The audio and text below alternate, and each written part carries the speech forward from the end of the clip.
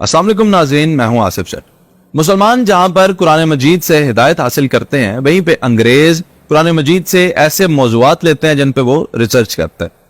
तकरीबन 60 साल पहले एक ऐसा मौजू जिस पे अंग्रेज रिसर्च कर रहे थे, आज 2023 में वो एक कंक्लूजन पर पहुंचे और एक नतीजा हासिल किया। जब नतीजा हासिल किया तो पता चला कि ये बात तो 1400 साल पहले कुरान मजीद में लिख दी गई। यानी कुरान मजीद का एक और मौजज़ा 2023 में साबित हुआ। वो यूं है, 30वें सिपारे में सूरह तारिक में अल्लाह ताला फरमाते हैं, जिसका तर्जुमा है, कसम है आसमान की और अंधेरे में रोशन होने वाले की, तुझे मालूम भी है कि वो रात में नमूदार होने वाली शय क्या है। अल्लाह ताला ने सूरह तारिक में इस सितारे को तारिक कह के बुलाया है।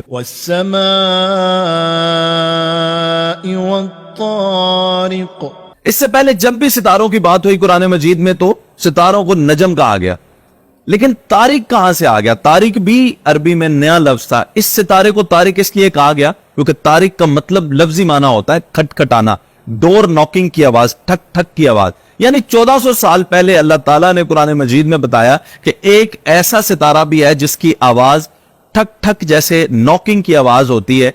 ऐसी आवाज है एक सितारे की। आज 2023 में एस्ट्रोनॉट्स जो हैं वो अट्रैक्ट हुए एक सितारे की तरफ, क्योंकि उसकी रेडिएशन इतनी ज्यादा थी, उसकी शिद्दत इतनी ज्यादा थी। और जब उसके पास पहुंचे और देखा, ये सुना ये कि अगर स्पीकर लगा के सुना जाए तो उस सितारे की आवाज ऐसे है जैसे कोई लोहार लोहा कूट रहा हो और ठक ठक की आवाज आ रही हो। सुभान अल्लाह।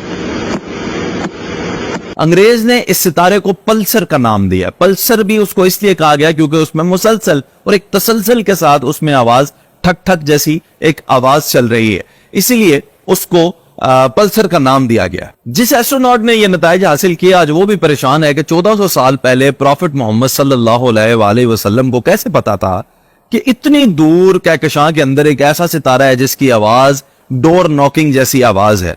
वो भी, उसकी हैरत भी जो है अभी वो दंग रह गई है कि आखिर उन्हें कैसे पता था, जबकि उस वक्त तो कोई टेक्नोलॉजी भी नहीं थी। और आज हमारे पास इतनी जदीद टेक्नोलॉजी होने के बावजूद 100 साल लग गए इस बात को पता लगाने में। अब आपको ये बात समझ आएगी कि अल्लाह ताला की जात को इस्लाम क्यों पसंद है, अल्लाह ताला ने इसको फितरती दीन क्यों कहा, ये इंसान की फितरत से मैच क्यों करता है, इसीलिए। और नबी पाक सल्लल्लाहु अलैहि वसल्लम की शान मुबारक भी देखिए कि 1400 साल पहले आप सल्लल्लाहु अलैहि वसल्लम ने जो मुसलमानों को, जो पूरी दुनिया को बात बताई, आज उस वक्त तो कोई टेक्नोलॉजी भी नहीं थी और आज इतनी जदीद टेक्नोलॉजी के बावजूद वो रिसर्चर खुद भी हैरान है कैसे नबी पाक सल्लल्लाहु अलैहि वसल्लम को 1400 साल पहले ये बात पता थी कि कहकशां में दूर एक ऐसा सितारा है जिसकी आवाज पल्सर जैसी है, नॉकिंग जैसी आवाज है। ये उनको कैसे पता था? आप जानते हैं कि इससे पहले भी कई अंग्रेज रिसर्चर जिन्होंने रिसर्च की इंतहा की, जो ही वो उसमें आगे बढ़ते थे फिर वो मुसलमान हो जाते थे। फिरौन की मम्मी पे रिसर्च करने वाले कई रिसर्चर जो है वो मुसलमान हो चुके थे, क्योंकि कुरान करीम में जो बातें लिखी गई थी, जब वो रिसर्च करते थे वही बातें निकलती थी। वो कहते थे यही हक की किताब है, यही हक का दीन है, हमें भी इसी दीन को अपनाना है। अब सवाल ये बनता है, आप लोगों से, अपने मुसलमान बहन भाइयों से पूछना चाहता हूं, हमने कुरान मजीद को कितना अपनाया?